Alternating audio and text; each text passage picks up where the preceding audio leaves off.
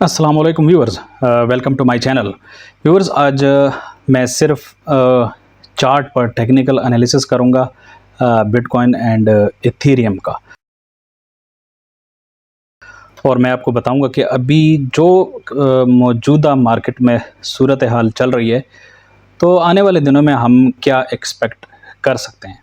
Viewers, chart मेरे सामने खुला है और आपने वीडियो को गौर से देखना है, और जो टूल्स मैं इस्तेमाल करूँगा उनको भी आपने गौर से देखना है कि भाई टेक्निकल एनालिसिस करते कैसे हैं।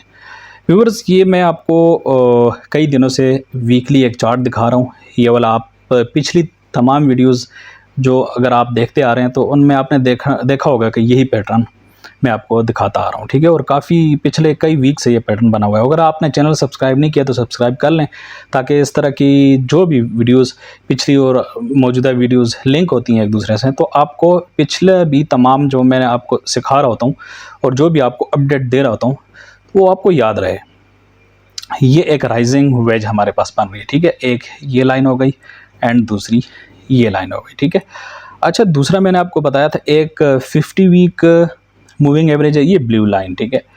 और दूसरा ये पर्पल लाइन, ये है 200 वीक मूविंग एवरेज। अच्छा, यहाँ पर ये ऊपर एक रेजिस्टेंस है, यहाँ पर ये मैंने आपको ड्रा करके दिया था कि यहाँ से बिटकॉइन की प्राइस बिल्कुल भी ऊपर जाने की कोशिश करती है, लेकिन बार बार यहाँ से टकरा के वापस बाउंस हो रही है। अच्छा, इस तरह यहाँ पर नीचे भी ये ब्लू लाइन है, ये देखें, ये पहले रेजिस्टेंस था, अब ये सपोर्ट बन गया, ठीक है। अब व्यूअर्स, मैं आपको बताऊं कि हमारे पास, मैंने आपको बताया था, एक बियरिश डाइवर्जेंस भी बन रही है। ये देखें, एक यहाँ पर प्राइस के चार्ट पर हायर हाई बना है, ठीक है, और यहाँ पर लोअर हाईज बन रहे हैं। तो व्यूअर्स, बियरिश डाइवर्जेंस अपना असर तो दिखा रही है। देखें, RSI नीचे आ गया और प्राइस भी बिल्कुल ऊपर नहीं जा रही। अब यहाँ पर जो सिनेरियोज हो सकते हैं वो क्या हो सकते हैं, वो मैं आपको बताने जा रहा हूँ, ठीक है।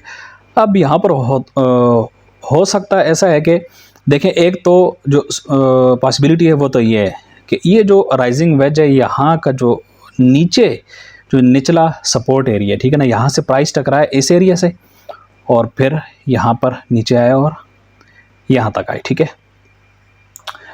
एक तो ये सिनेरियो हो सकता है, लेकिन व्यूअर्स मैं आपको बताऊं कि थोड़ा सा हमें रियलिस्टिक होना पड़ेगा। उसकी वजह ये कि हमारे पास एक बियरिश डाइवर्जेंस भी बन रही है।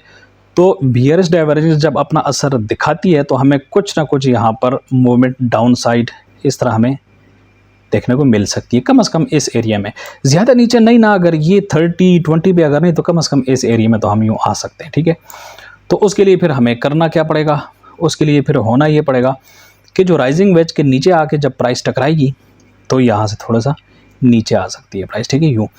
और यानी जो राइजिंग वेज है वो पैटर्न हमारे पास टूट जाएगा, ठीक है। और ये जो ऊपर वाला सिनेरियो था, ये वाला, ये तो मैं आपको बता चुका हूँ ऑलरेडी, ठीक है। लेकिन ये ज़्यादा रियलिस्टिक इसलिए मुझे नहीं लग रहा। उसकी वजह ये है कि हमारे पास बियरिश डाइवर्जेंस है और बियरिश डाइवर्जेंस अपना असर दिखाती है। अब यहाँ पर ये मैं क्यों कह रहा हूँ, उसकी वजह ये है कि एक तो ये जो राइजिंग वेज है, जब ये ब्रेक हो जाएगा, ठीक है, तो यहाँ पर इसको एक सपोर्ट मिल सकता है, क्योंकि ये नीचे वाला support very powerful support viewers. क्यों, देखें, एक तो ये पिछला जो रेजिस्टेंस था वो ऑलरेडी यहाँ पर एक दफ़ा सपोर्ट मिल चुका है। इस एरिया को आप देखें, यहाँ पर ऑलरेडी सपोर्ट मिल चुका है, तो यहाँ पर दूसरी दफ़ा सपोर्ट मिलने के चांसेस भी हैं, ठीक है। और दूसरा, यहाँ पर दूसरा जो सपोर्ट आ रहा है वो 50 वीक मूविंग एवरेज भी है। लुक एट दिस व्यूअर्स, जब प्राइस यहाँ पर आएगी ना तो ये भी ऊपर आएगा यूँ, ठीक है। तो ये जब ऊपर आएगा तो आप देखें, ये प्राइस फिर यहाँ पर आके जब टकराएगी, ठीक है, तो यहाँ से फिर हमारे पास देखें नीचे RSI भी काफ़ी कूल ऑफ हो गया है, ठीक है। यानी हम ओवर सोल्ड के करीब आ चुके हुए हैं। और यहाँ से उसके बाद प्राइस यूँ ऊपर जाए, ठीक है ना, यहाँ से फिर थोड़ा सा रेजिस्टेंस हो हमारे पास और उसके बाद यूँ ऊपर निकल जाए। व्यूअर्स, मुझे इस तरह का एक पॉसिबल सिनेरियो लग रहा है। और उसके बाद ये भी चूँकि काफ़ी कूल ऑफ हो चुका होगा यहाँ पर थोड़ा सा, और साथ में RSI भी ऊपर यूँ जा सकता है दोबारा, ठीक है। व्यूअर्स, ये मैं अपनी एक असम्पशन कर रहा हूँ, और उसकी वजह ये है कि व्यूअर्स, ज़ाहिर बात है, एक्सपीरियंस है इतना, तो मैं तो मार्केट में इस तरह की सिचुएशंस काफ़ी दफ़ा देख चुका हूँ।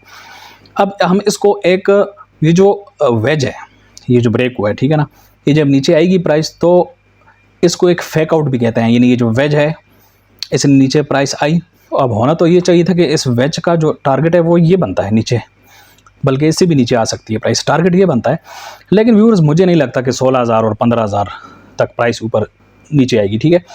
ये वाला जो एरिया है ना व्यूअर्स 24,000 25,000, ये मुझे काफ़ी अच्छा सपोर्ट लग रहा है और काफ़ी एक रियलिस्टिक प्राइस ड्रॉप है।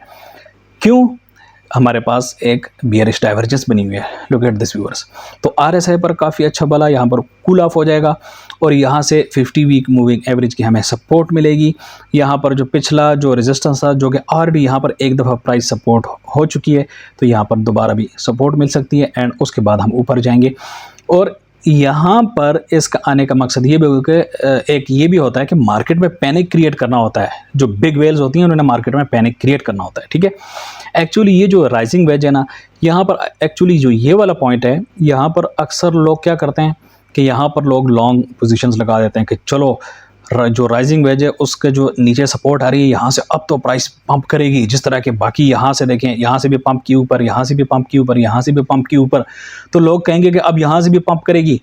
लेकिन यहाँ से होता क्या है कि यहाँ से एक धोखा दे दिया जाता है, ठीक है ना व्यूअर्स। ये इस तरह इस मार्केट में होता है, ठीक है ना, ये एक रियल एक फैक्ट है व्यूअर्स, ठीक है ना। ये इस तरह की गेम्स चलती हैं, बिग वेल्स आपको इस तरह धोखा देंगे।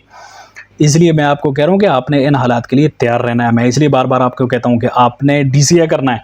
और दूसरा इनका जो मकसद ये होता है कि लॉन्ग्स को लिक्विडेट करना होता है, कुछ लॉन्ग्स को लिक्विडेट करके और उसके बाद मार्केट को ऊपर ले जाया जाता है, ठीक है ना। मार्केट ऊपर जाती है, फिर यहाँ पर बायर्स काफ़ी आएंगे व्यूअर्स, ये काफ़ी ज़बरदस्त एक अकोमुलेशन एरिया है।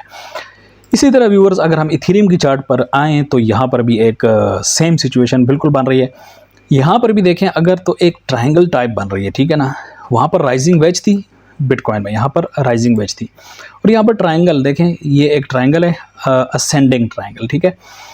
तो अगर हम देखें तो इस ट्रायंगल में यहाँ पर हमें सपोर्ट मिली, फिर यहाँ पर मिली और अब तीसरी मरतबा यहाँ पर चांस है कि प्राइस नीचे आए। तो यहाँ पर सिचुएशन क्या बन सकती है हमारे पास, देखें एक तो हमारे पास ये 50 वीक मूविंग एवरेज है, यूँ आ रहा है, ठीक है, और दूसरा 200 वीक मूविंग एवरेज भी है, ये बल्कि दोनों इकट्ठे ही आ गए हैं, ठीक है।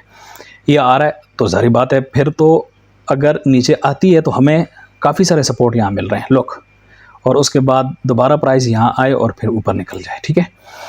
अब जब प्राइस यहाँ से नीचे आएगी तो हमारे पास RSI भी अच्छा मतलब कूल ऑफ हो जाएगा, क्योंकि हम ओवरबॉट के बिल्कुल करीब हैं RSI में, ठीक है। और उसके बाद RSI में हम ऊपर नीचे जा सकते हैं। और एंड सिमिलरली मैकडी तो मैंने आपको बताया नहीं, बिटकॉइन के प्राइस में भी देखें मैकडी में हम बुलिश हैं, ठीक है, लेकिन इतना भी बुलिश नहीं है। उसकी वजह यह है कि हम ज़ीरो लेवल के बहुत के करीब हैं। तो अगर यहाँ पर ये वाला सीन हमारे पास होता है, इस तरह के सिनेरियो हमारे पास होता है, तो मैकडी भी ज़ीरो के बिल्कुल करीब आ जाएगा, ठीक है ना। इस तरह यहाँ पर आई थिंक ड्रा नहीं होता है, ठीक है, होता है। ये देखें व्यूअर्स, ये कंट्रोल को आपने गौर से देखना है। अगर आप नए हैं और सीखना चाहते हैं टेक्निकल एनालिसिस कैसे करते हैं, तो ये आपके लिए बहुत ज़रूरी चीज़ है। देखें बिल्कुल ज़ीरो के करीब आ जाएगा, ठीक है ना, और ये मैकडी, और फिर यू भी यहाँ से ऊपर ये भी जा सकता है, ठीक है। तो यहाँ पर इथेरियम के चार्ट में बिल्कुल सेम सिचुएशन बन रही है। हाँ, पैटर्न थोड़ा डिफरेंट है, यहाँ पर राइजिंग वेज बन रही है जबकि यहाँ पर ट्रायंगल बन रही है। तो व्यूअर्स ये बताने का मकसद ये है कि ये एक रियलिस्टिक सिनेरियो है। आपने बिल्कुल हमेशा बुलिश ही नहीं रहना, हर टाइम नहीं होता ये कि भाई हर टाइम बस प्राइस ऊपर ऊपर ऊपर, no, this is not how the market works, ठीक है। मार्केट इस तरह काम नहीं करती। कुछ लॉन्ग्स को जो फ्यूचर ट्रेडिंग करते हैं उनको लिक्विडेट करना होता है, कुछ मार्केट में खौफ पैदा करना होता है, डराते हैं लोगों को कि यार जब यूँ नीचे आएगी तो लोग कहेंगे वो अब तो और भी नीचे आएगी, अब तो भाई निकलो मार्केट से, ठीक है ना। और वो बेचारे सस्ते बिटकॉइन बेच के और बिग वेल्स जो है ना वो सस्ते बाई कर लेते हैं, ठीक है, और सारा प्रॉफिट बिग वेल्स ले जाते हैं। तो मैं आपको पहले से एडवांस में बता रहा हूँ, वीडियो बनाने का मकसद यही है आज का कि आपने इससे परेशान नहीं होना, आपने बिल्कुल भी बेचना नहीं है, बल्कि आपने तैयार रहना है। देखें इस तरह का जब प्राइस ड्रॉप होगा ना, जब यहाँ तक आएगा तो लोग ये समझ रहे होंगे कि शायद यहाँ तक आए प्राइस, ठीक है ना, 14,000 12,000 10,000 और भी नीचे आए। व्यूअर्स मुझे तो नहीं लगता कि ऐसा कुछ होगा, I don't think so. Viewers आप देखें कितनी बड़ी अकोमुलेशन हो रही है। मैंने आप मेरी पिछली वीडियोस देख लेना, सब में मैंने आपको बताया ना, जस्ट 11% सप्लाई एक्सचेंजेस पर रहेगी व्यूअर्स। जो बिटकॉइन की सप्लाई है ना, just 11%। 2.1 million bitcoins I think बनते हैं, एक्सचेंजेस पर रह गए हैं, बाकी सब लोगों ने बाय कर लिए हैं, वो कोई भी सेल करने को तैयार नहीं। तो मुझे नहीं लगता कि प्राइस यहाँ तक गिरेगी, लेकिन ये एक डर होगा, ठीक है ना। बिग वेल्स जो होती हैं वो आपको डराएंगी। यहाँ पर अगर आप आते हैं तो आपने एक्यूमुलेशन करनी है, आपने बाइंग करनी है, ठीक है, आपने ज़्यादा परेशान नहीं हो रहा। तो ये था एक टेक्निकल एनालिसिस, आज की एक बिटकॉइन एंड इथेरियम की price update. See you in the next video.